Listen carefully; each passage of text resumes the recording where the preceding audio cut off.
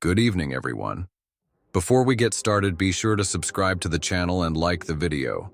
I'd love to know where you're watching from, so let me know in the comments. Now, lean back and let's dive into this week's horror stories.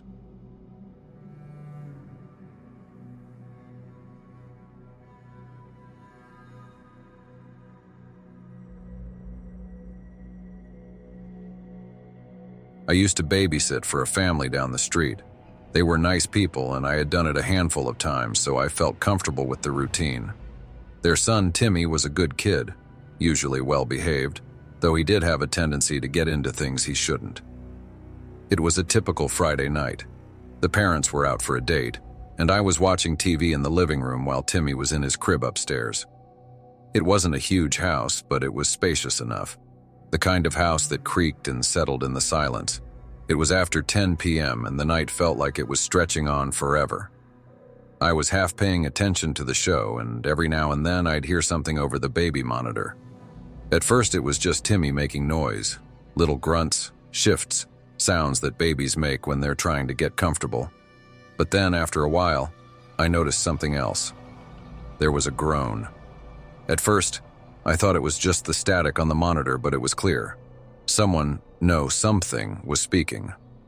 I turned up the volume. The groaning was faint, but it sounded like a low voice, almost muffled, like it was coming from the other side of the room. I paused the TV. I sat there staring at the monitor. The groan was now a whisper. I felt my stomach twist. I told myself I was overthinking it. This stuff only happens in the movies. I had to check on Timmy just to be sure. I got up and went upstairs, glancing at the monitor once more before stepping into the hallway. The air felt cold as I crept down the hall toward Timmy's room. Timmy was in his crib, asleep. He looked peaceful.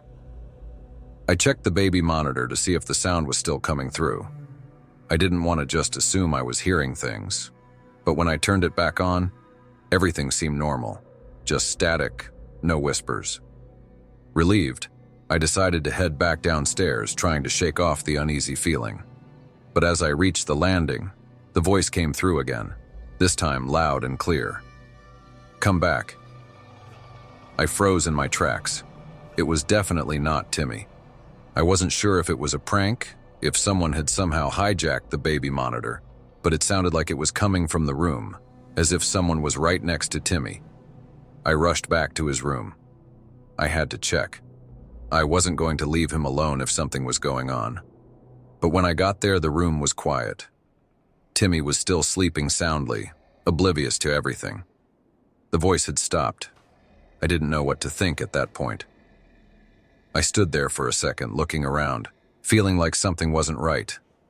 I could hear my heart pounding in my ears as I stared at Timmy. Then, just as I was about to turn and leave the room, the voice came again. "Let me in." I grabbed the monitor off the table and turned it off. My hands were shaking. What was going on, I thought. I was sure that wasn't Timmy's voice, and it certainly wasn't normal static. I stood there for a moment, just trying to process it. But that's when I heard something from downstairs. The front door. It wasn't a knock, but the unmistakable sound of it creaking open. I felt my blood run cold. No one was supposed to be home until at least midnight.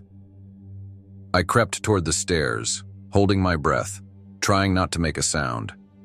Every nerve in my body screamed at me to go check on Timmy, but I had to know what was going on downstairs first. I glanced at the baby monitor one last time, but it was completely silent. I slowly made my way down the stairs, praying that I was just being paranoid, but the house felt different now, like something was watching me. As I reached the bottom of the stairs, I saw the front door slightly open. Whoever it was, they had to be inside. Suddenly, the lights turned off. I wanted to scream. I silently hurried up the stairs again. I knew someone was in the house, but I didn't want to confront them. Besides, what could I do? I was just a 17-year-old kid who was babysitting a 3-year-old. I decided to place the baby monitor in the hallway outside Timmy's room. Then I locked the door and put some furniture in front of it to secure us, just like my dad had taught me. Then I called the cops. The dispatcher said they'd be there shortly. I sat there next to Timmy, just watching the baby monitor, waiting for whoever was out there to show themselves. And he did. I could hear footsteps slowly increasing in volume on the baby monitor. A man suddenly appeared at the end of the hallway. He walked slowly towards the baby monitor. I could feel the panic rising in me. He picked it up and said, "Are you going to open the door for me, or do I have to break it down?"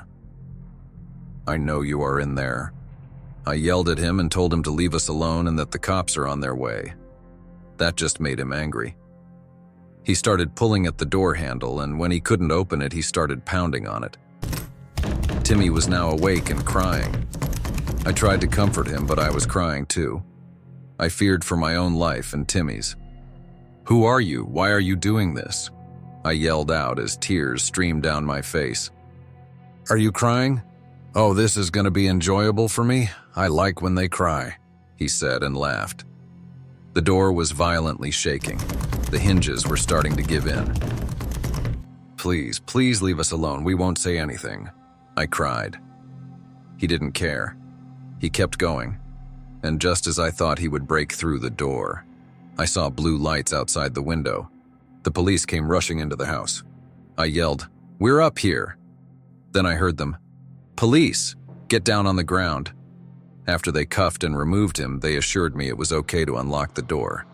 I held Timmy in my arms and practically threw myself into the arms of the officer. They calmed me down and told me I did great, and that I was the reason Timmy and I were okay. Timmy's parents came home shortly after. The police had called them. They rushed over to us and gave us a hug and thanked me for what I did. From what I heard, the man was a suspected murderer. He is now awaiting trial. I hope he gets locked up for good after what he put us through. It scares me to think what would have happened if I hadn't gone upstairs when I did that night.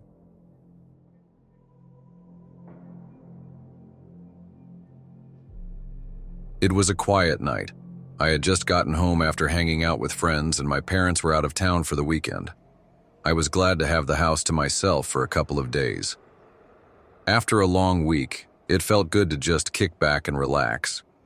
I made myself some food, grabbed a drink, and sat down on the couch in the living room. The place was quiet, like it always is when no one's around. I had the TV on, but I wasn't really paying attention to it. The silence was comforting, and I was just scrolling through TikTok when I heard a faint noise from outside. I thought it might be the wind, but the sound didn't go away. It was like something tapping on the glass. I got up and walked over to the window, looking out into the dark yard. The streetlights barely lit up the area, and everything seemed normal. There was no one out there, no animals, nothing. I shrugged it off, but the noise kept coming. It was subtle, but persistent. I tried to ignore it. A few minutes later, I sat back down on the couch. I told myself to stop being paranoid. But then, the tapping started again. It was louder this time. I got up and went to the window again, but still saw nothing. I wasn't sure what to think. I felt silly standing there like an idiot, but something was off. Maybe it was just my imagination. I sat back down, trying to forget about it. But then, there it was again. The tapping. And this time, I thought I heard something else. A whisper. It was faint, like someone was calling my name, but not loud enough for me to make out what they were saying. I was definitely starting to freak out a little. I tried to shake it off, but the feeling that something wasn't right kept growing. Then, the strangest thing happened. I glanced toward the window once more and froze. There, standing just outside the glass, was a figure. I couldn't make out much at first because the darkness made it hard to see, but there was definitely someone there. They were standing still, just watching me. I stared at them, not sure what to do. I should have gone to the door and confronted them, but I felt paralyzed. This person didn't move, didn't even blink. It was like they were waiting for something, waiting for me to do something. I swallowed hard and stood up slowly. I couldn't take my eyes off the figure. My body felt like it was glued to the spot. Then, as if they knew I was watching, the figure took a step closer to the window. Their face came into view, and I felt my stomach drop. The person outside wasn't someone I recognized. They looked strange. I couldn't see much of their body, but what I could see was unsettling. They didn't have the posture of someone casually standing outside. I didn't know what to do. Should I call the cops? Should I run? Should I just stay still and hope they went away? Before I could decide, the figure raised its hand and pressed it against the glass. I flinched back. The tapping sound from before was now a steady thud against the window. My whole body tensed up. I wanted to scream, but I couldn't make a sound. It felt like my throat had closed up. Then, just as quickly as it had started, the tapping stopped and the figure backed away. I stood there, heart pounding, staring at the window. The figure was now gone. I didn't see them anymore. It was like they had vanished into thin air. I called my parents, who said they were on their way home.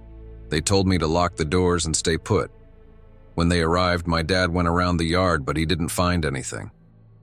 Luckily, we had one of those fancy doorbell cameras. As we checked it, we saw it again.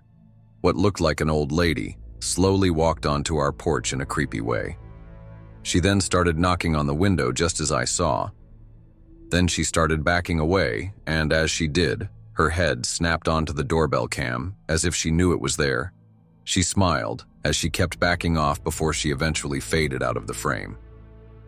This happened almost a year ago, and I'm still afraid to be home alone.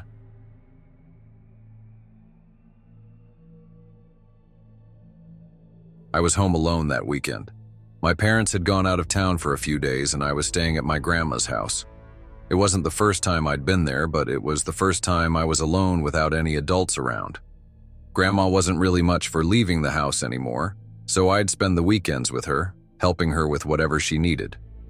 This time, though, she'd given me the house to myself.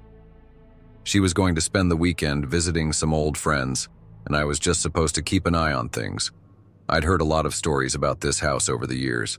Stories about my family living there for generations, strange noises late at night, and the usual ghost stories that seem to follow old houses like this. But none of that bothered me. I liked the old house. It felt safe, even though it was creaky and way bigger than it needed to be for just one old lady. It had these long, narrow hallways, and you could hear every creak and groan of the wooden floors whenever you walked around. But there was one place in the house I'd always been told to avoid: the attic. Grandma would always say, "Don't go up there. It's just full of old junk and dust, too dark for anyone to bother with."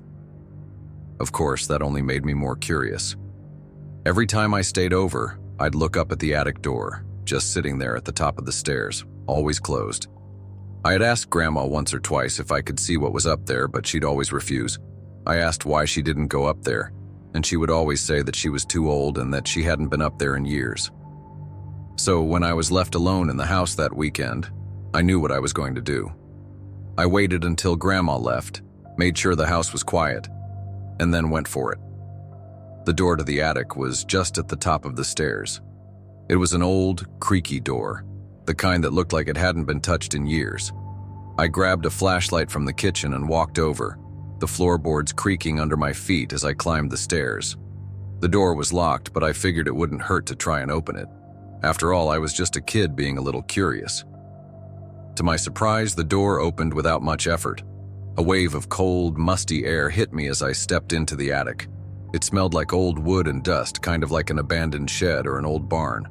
It wasn't much of a surprise, just piles of old furniture, some cardboard boxes with long-forgotten belongings, and random junk strewn about.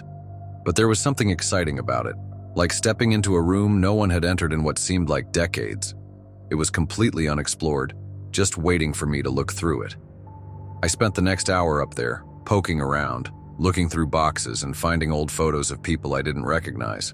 There were old books, some old wooden toys, and a collection of trinkets that seemed like they belonged to a different time. It wasn't spooky. It was actually kind of fun, even though it was way colder up there than the rest of the house.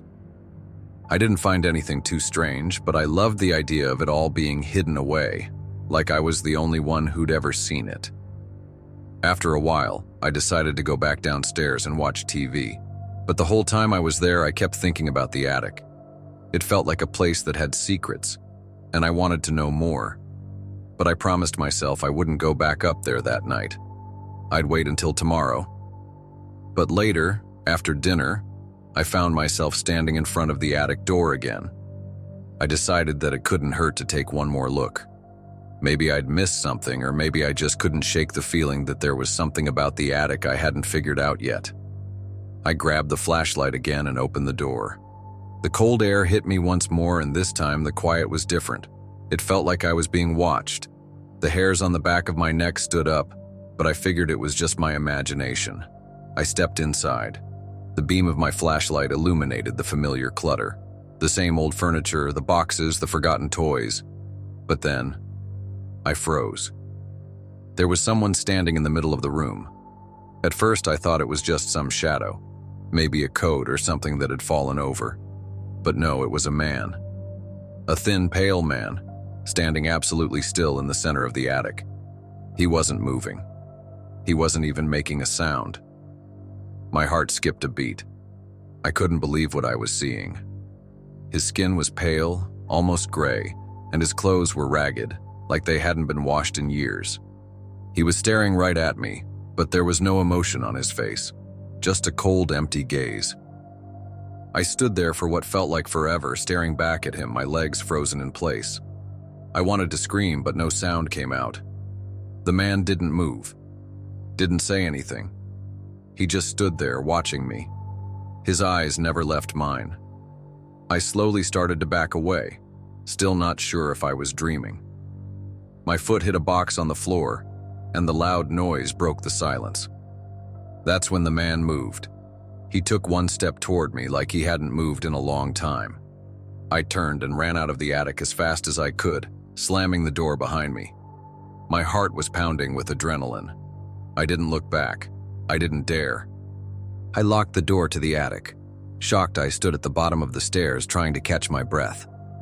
I called my parents and told them that there was a man in the attic and that I'd locked him inside. They freaked out and told me to run outside and said they'd be on their way after they'd called the police. The police and my parents arrived almost at the same time. I went over to my parents, and after a few minutes the police came out with a man in cuffs. He looked even creepier now in the light. They explained to us that he appeared to have been living up there for some time. They found a homemade bed, cans of food and water, but they were going to make sure he never came back again. Grandma was just as shocked as the rest of us. She never suspected someone was living in her attic. Why would she? I'm just glad I was the one to discover him. I don't want to think about what would have happened if my grandma was the one that discovered him while she was alone.